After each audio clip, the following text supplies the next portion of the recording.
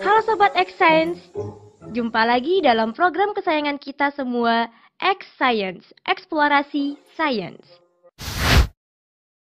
Nah, hari ini teman-teman kita mendapatkan tugas dari sekolah untuk membuat prakarya rantai makanan. Tugasnya adalah menempatkan pilihan hewan-hewan ke dalam kotak-kotak agar menjadi susunan rantai makanan yang tepat.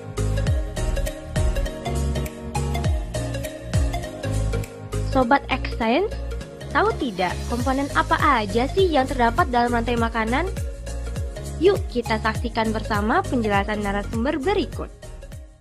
Halo Sobat X Science, jumpa lagi bersama Kak Herman dalam program kesayangan kita, X Science, Eksplorasi Sains. Adik-adik, kakak yakin adik-adik di rumah sudah tak asing lagi dengan yang namanya rantai makanan, kan? Apa sih rantai makanan itu? Rantai makanan adalah peristiwa perpindahan energi dari satu makhluk hidup ke makhluk hidup lainnya. Ada makhluk hidup yang berperan sebagai produsen, ada makhluk hidup yang berperan sebagai konsumen, dan ada pula makhluk hidup yang berperan sebagai pengurai. Jadi, dengan kata lain, rantai makanan adalah proses transfer energi. Kakak kasih contoh ya. Padi dimakan oleh tikus. Tikus dimakan oleh ular. Ular dimakan oleh elang. Elang mati nanti akan diuraikan. Nah, dari beberapa rantai makanan itu berkumpul membentuk suatu jaring-jaring makanan. Bagaimana? Sudah paham kan adik-adik? Saatnya kita bernalar. Yuk, mari kita bernalar ya. Jumlah organisme A, B, C, D, dan E yang membentuk rantai makanan di suatu komunitas ditunjukkan oleh grafik berikut.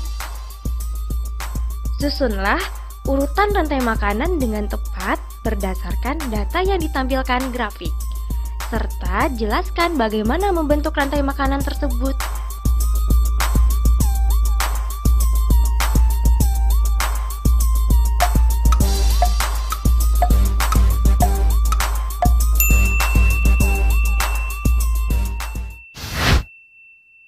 Sobat X Science, bagaimana? Bisakah kalian menjawabnya? Mari kita coba untuk menjawab pertanyaan tadi ya. Dalam keadaan seimbang, jumlah produsen tentunya harus paling banyak dibandingkan dengan yang lainnya. Kemudian diikuti oleh konsumen tingkat 1, konsumen tingkat 2, konsumen tingkat 3, dan seterusnya. Sehingga untuk menjawab pertanyaan tadi, urutan yang tepat untuk membentuk suatu rantai makanan adalah B, A, D, E, kemudian C. Jadi adik-adik sudah mengerti kan dengan apa yang namanya rantai makanan? Mari kita ulang kembali. Apa sih rantai makanan itu? Rantai makanan adalah peristiwa transfer energi dari satu makhluk hidup ke makhluk hidup lainnya dengan urutan tertentu. Dalam rantai makanan, ada makhluk hidup yang berperan sebagai produsen, ada pula yang berperan sebagai konsumen, dan ada yang berperan sebagai pengurai. Dengan demikian, rantai makanan sangat berpengaruh terhadap tatanan susunan makhluk hidup dalam suatu ekosistem.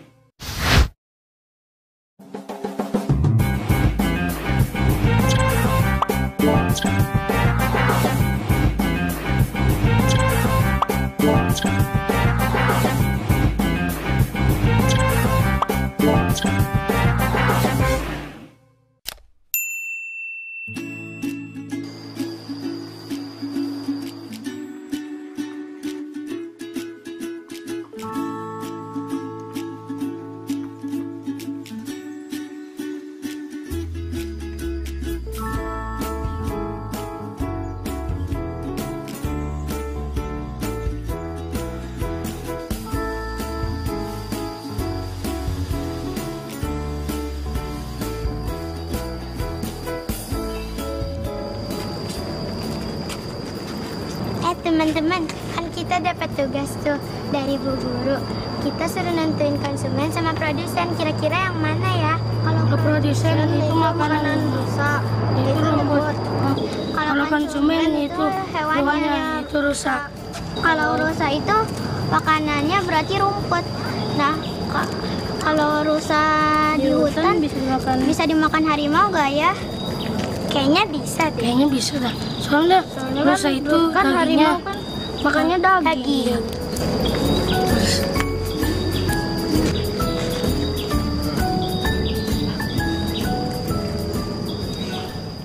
Halo Sobat X Science, kembali bersama Kak Herman dalam program kesayangan kita, X Science, Eksplorasi Sains.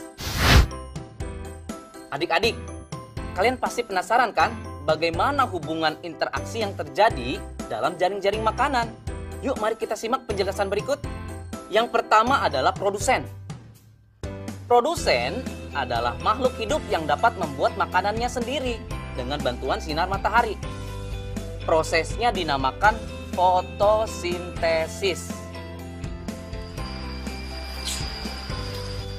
Wah, indah sekali ya alam Indonesia ini. Dengan begitu banyaknya hutan yang ada di Indonesia. Yang kedua, konsumen tingkat 1. Komponen pada konsumen tingkat 1 ini diisi oleh binatang. Biasanya adalah binatang herbivor yang memakan organisme autotrof yang tropiknya rendah. Karena termasuk dalam kelas heterotrof, maka konsumen tingkat 1 ini tidak dapat membuat makanannya sendiri dan bergantung pada produsen. Contoh binatang herbivor yang ada di hutan adalah rusa.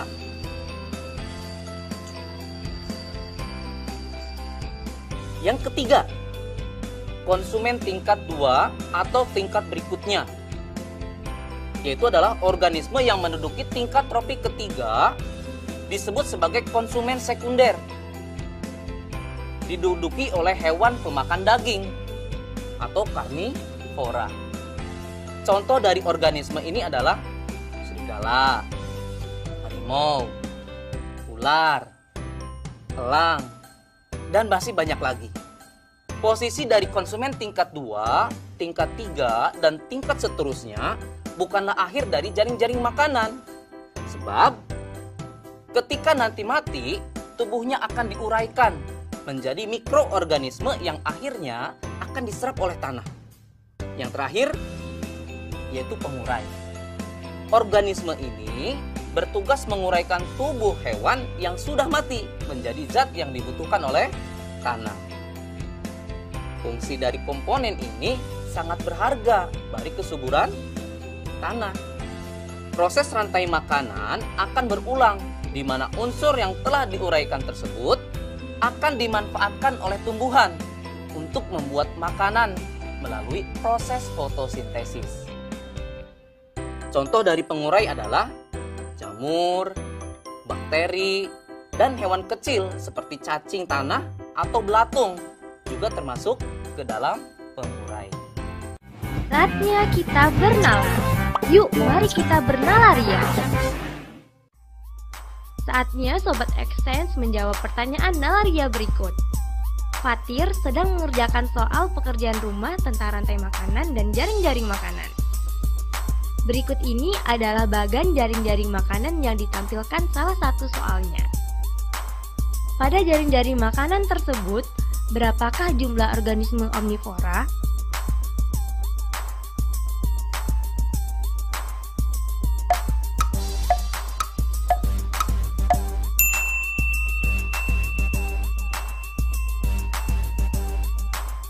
Mari kita simak penjelasannya.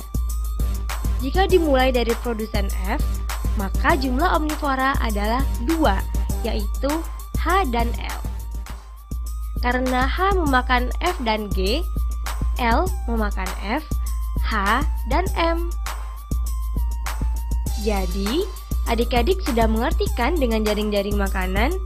Sehingga, apa perbedaan antara rantai makanan dengan jaring-jaring makanan ya? Perbedaannya adalah, rantai makanan merupakan bagian dari jaring-jaring makanan Sehingga jaring-jaring makanan akan menimbulkan banyak sekali rantai makanan yang terhubung satu sama lain. Jika skemanya digambar, jaring-jaring makanan akan berbentuk seperti jaring laba-laba.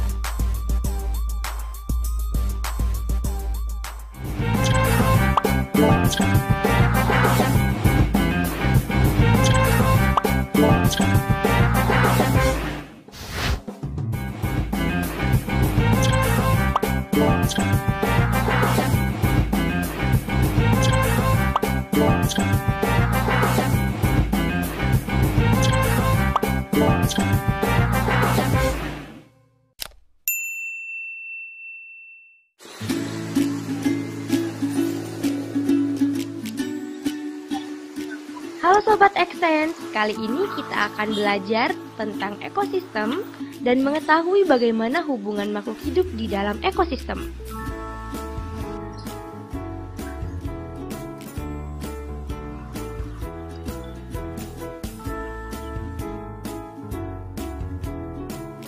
Mari kita memahaminya dengan membuat miniatur ekosistem.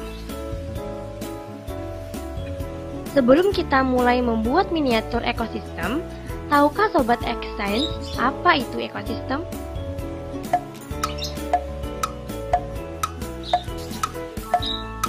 Baik, kakak akan jelaskan kepada sobat di rumah.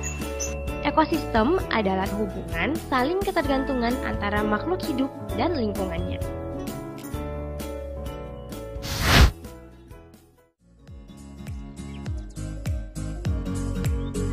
Kita membutuhkan alat dan bahan sebagai berikut.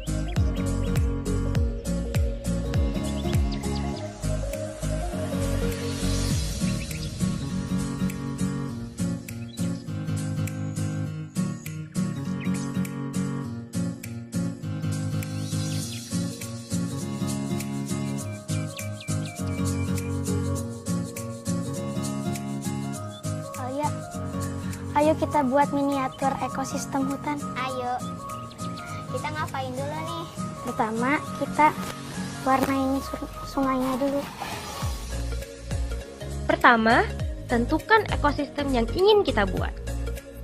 Kemudian, susunlah sekreatif mungkin.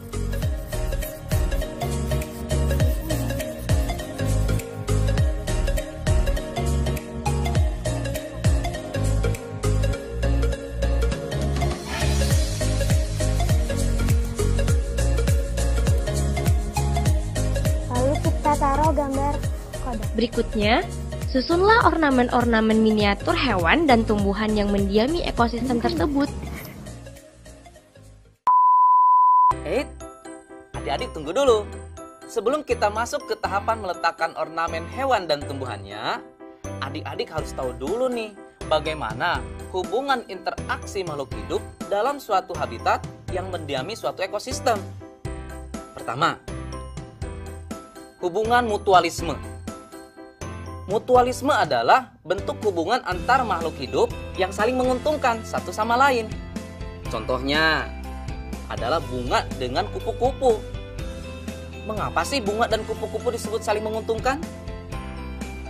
Karena kupu-kupu membantu penyerbukan bunga, sedangkan bunga menyediakan nektar dan sari-sari makanan yang dibutuhkan oleh kupu-kupu. Yang kedua, parasitisme. Apa itu parasitisme? Parasitisme adalah bentuk hubungan yang merugikan yang dialami oleh salah satu organisme makhluk hidup, sedangkan yang lainnya diuntungkan. Apa sih contohnya? Contohnya adalah benalu dengan tumbuhan inangnya. Benalu dapat mengganggu keberlangsungan hidup inangnya. Bahkan dapat mengakibatkan inangnya tersebut mati. Hal ini disebabkan karena benalu tumbuh dan berkembang dengan mengambil zat-zat makanan yang bersumber pada inangnya. Sehingga tumbuhan inang tersebut akan kekurangan nutrisi pada pertumbuhan. Berikutnya yang ketiga adalah komensalisme. Komensalisme merupakan hubungan antar organisme. Salah satu diuntungkan, namun yang lainnya tidak dirugikan dan tidak pula diuntungkan. Contohnya, ikan ramora kecil yang menempel pada ikan hiu. Bagaimana sih hubungan antara ikan ramora kecil dan ikan hiu? Ikan ramora akan selalu mengikuti dan berlindung di bawah tubuh ikan hiu, sehingga ia akan mendapatkan keuntungan berupa perlindungan dan makanan yang berasal dari sisa-sisa makanan dari ikan hiu. Sedangkan pada pihak ikan hiu tidak mendapatkan kerugian dan keuntungan apapun dari perilaku ikan ramora tersebut. Nah, bagaimana Sobat X-Sense? Sudah siap untuk lanjut ke tahap berikutnya? Yuk, mari kita pasang ornamen tumbuhan dan hewannya dengan memperhatikan hubungan interaksi makhluk hidup di dalamnya. Setelah itu kita taruh tanaman seperti ini. Ini kan ada pohon.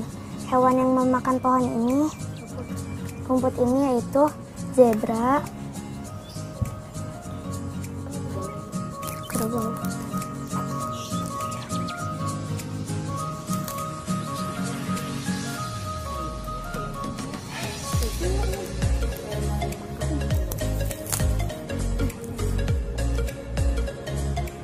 Setelah itu kita taruh background hutan.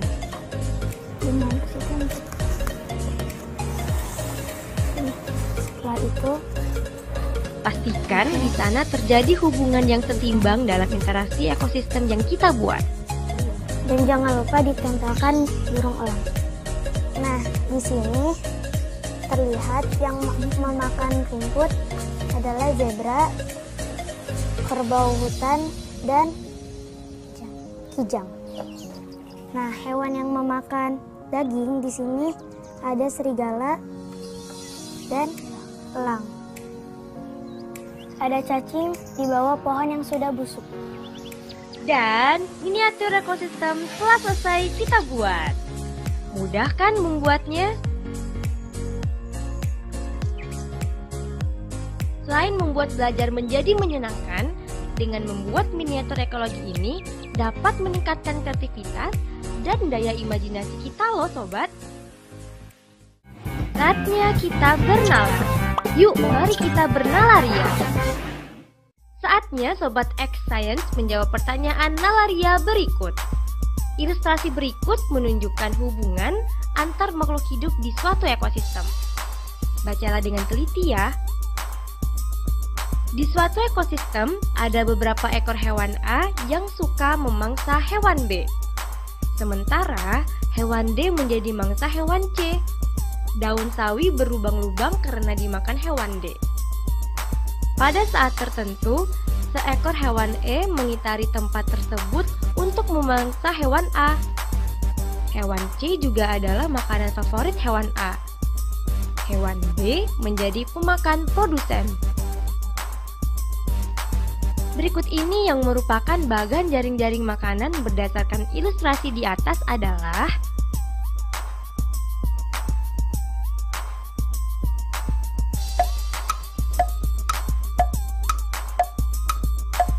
apakah sudah ada yang bisa menjawab?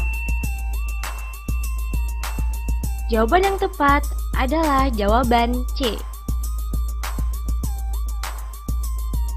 Karena soal ini perlu bernalar, maka kita harus mencari dahulu nih produsennya. Produsen di soal ini adalah daun sawi. Daun sawi dimakan oleh B dan D, sedangkan D dimakan oleh C. Kemudian pada soal dituliskan C dan B dimakan oleh A. Namun A bukan konsumen tingkat akhir karena A dimakan oleh E. Dari penjelasan tersebut, kita dapat mencocokkan jawaban dengan pilihan yang sesuai, yaitu pilihan C. Dan dapat disimpulkan terbentuklah jaring-jaring makanan dengan dua rantai makanan pada ekosistem tersebut. Gimana, mudah bukan belajar sains? Sampai jumpa pada eksplorasi sains berikutnya.